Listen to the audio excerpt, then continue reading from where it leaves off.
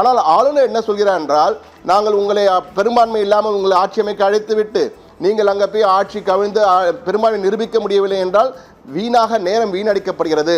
எனவே அதை தவிர்க்கும் வகையில் தான் பெரும்பான்மை பட்டியலை கொடுங்கள், நான் நிச்சயமாக உங்களை ஆட்சி அமைக்க கோருகிறேன் என்ற வகையில் கூறுகிறார். ஆளுநர் டெக்னிக்கலாக ஒரு விதியை பயன்படுத்துகிறார். விஜய் என்னிடம் கொடுத்ததிலே நாங்கள் தனிப்பெரும் கட்சி, எங்களை ஆட்சி அமைக்க அழைங்கள், பெரும்பான்மை நிரூபிக்கிறேன் என கூறவில்லை. அவர் என்ன சொல்லியிருக்கிறார், என்னிடம் 107 பேர் இருக்கிறார்கள், 5 பேர் கொடுத்து காங்கிரஸ் ஆதரவு இருக்கிறது, 112 எம்எல்ஏக்கள் இருக்கிறார் என்று கூறுகிறார். நாங்கள் எங்களை ஆட்சி அமைக்க கோருங்கள் என்று கூறுகிறார். 112 எம்எல்ஏக்கள் என்பது மெஜாரிட்டி அல்ல, எனவே என்னால் அழைக்க முடியாது என்ற டெக்னிக்கலாக இது ஒரு குழப்பம் இருக்கிறது என்ற வகையில் அவர் கூறியிருக்கிறார். ஆனால் இது எப்படி இருந்தாலும் ஆளுநர் நிச்சயமாக அழைப்பு விடுக்க வேண்டும் என்றுதான் சட்டம் சொல்கிறது. ஆனால் ஆளுநர் அதை செயல்படுத்தாமல் காலக்கெடு கொடுக்கிறார். 3-4 நாட்கள் பார்ப்பேன் என ஆப்ஷன்ஸ் எல்லாருக்கும் கொடுத்திருக்கிறார். விஜய்க்கு முதல் ஆப்ஷன், திமுகவுக்கு 2வது ஆப்ஷன், 3வது ஆப்ஷன் அதிமுக. மூவரில் யார் வந்தாலும் பெரும்பான்மை பட்டியலுடன் வாருங்கள், நான் அழைப்பு விடுக்கிறேன் என கூறியிருக்கிறார். இது ஆளுநர் மிக தெளிவாக தன்னுடைய நிலையில் இருக்கிறார். கேரளாவுக்கும் அவர் செல்லவில்லை, தற்போது சென்னையில் தான் இருக்கிறாராம். எனவே அது ஒரு பரபரப்பு இந்த பக்கம் ஓடிக்கொண்டிருக்கிறது. விஜய் எம்எல்ஏக்கள் பனையூரிலே பரபரப்பாக கூடுகிறார்கள்.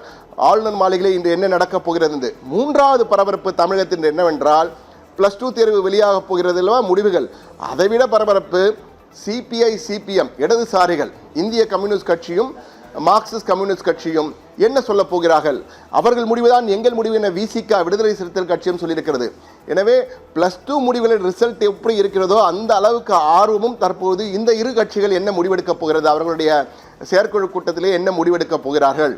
சிபிஎம் சிபிஐ விஜய்க்கு ஆதரவு சொல்ல போகிறதா, இல்லை என சொல்ல போகிறாரா என்ற குழப்பம் ஒரு பக்கம். என்ன சொன்னாலும் அவர்கள் என்ன சொல்கிறார்களோ அந்த வகையில் நாங்களும் செயல்படுவோம். நாங்கள் மூவரும் ஒரே கட்சி, ஓருயிர் ஈருடல்ல, ஓருயிர் 3 உடல் என்று சொல்வார்கள். அதுபோல நாங்கள் சேர்ந்தே இயங்குவோம். சிபிஐ சிபிஎம் விசிக 3ம் ஒரே முடிவை தான் எடுக்கும். இடதுசாரிகள் இன்று என்ன முடிவெடுக்கிறார்களோ அந்த முடிவில் நாங்களும் பயணிப்போம். நம் விசிக தலைவர் தொல் திருமாவளவன் சொல்லியிருக்கிறார். எனவே அது ஒரு பக்கம் என்ன முடிவெடுக்கப் போகிறார் என்று. இதற்கிடையே திமுக அண்ணா அறிவாலயத்தில், திமுக தலைமையிடமான அண்ணா அறிவாலயத்தில் நேற்று நடந்த எம்எல்ஏக்கள் கூட்டத்திலே அவசரமாக அனைத்து எம்எல்ஏக்களும் வர சொன்ன திமுக தலைவர் ஸ்டாலின், அதாவது கட்சி நலனுக்கு ஏற்ப சில முடிவுகளை நான் எடுப்பேன், அனைத்து எம்எல்ஏக்களும் அதற்கு கட்டுப்பட வேண்டும். அதே போன்று இன்னும் சில நாட்கள், இன்னும் குறைந்தபட்சம் 1-2 வாரங்களுக்கு சென்னையிலேயே நீங்கள் அனைவரும் தங்கியிருக்க வேண்டும், எங்கும் ஊருக்கெல்லாம் செல்ல வேண்டாம், சொந்த ஊருக்கு போக வேண்டாம், சென்னையிலே தங்கிருங்கள், மிக முக்கியமான சில நகர்வுகள் இருக்கும், எனவே எங்கும் செல்லாதீர்கள் என்ற ஒரு கட்டளையை பிறப்பித்திருக்கிறார். அது மட்டுமல்ல, கட்சி நலனுக்கு ஏற்ப சில முக்கிய முடிவுகளை நான் எடுப்பேன், அந்த முடிவுகளுக்கு நீங்கள் கட்டுப்பட வேண்டும் என்ற கோரிக்கையை வைத்திருக்கிறார். அவர்களும் சரி என்று சொல்லியிருக்கிறார்கள். எனவே ஸ்டாலின் ஏதோ ஒரு முக்கியமான நகர்வினை எடுத்துக்கொண்டிருக்கிறார்.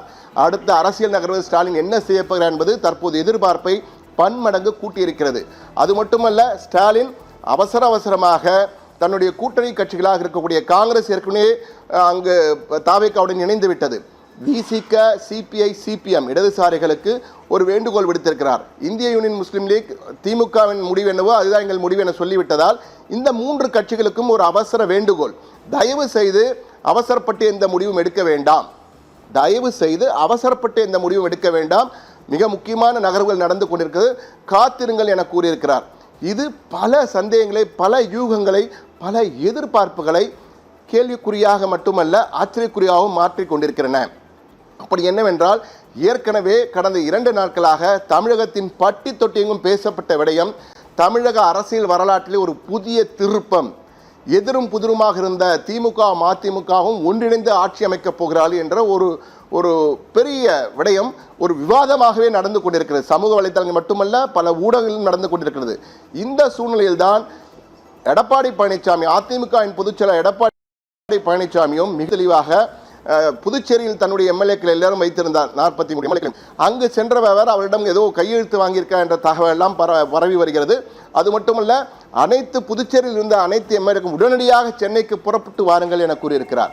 எனவே அவர் ஒரு பக்கத்திலே எம்எல்ஏக்களை புறப்பட்டு சென்னைக்கு வாருங்கள் என கூறுகிறார். இங்கு திமுக தலைவர் ஸ்டாலின் தன்னுடைய எம்எல்ஏக்கள் சென்னையிலே இருக்க வேண்டும் என கட்டளையிடுகிறார்.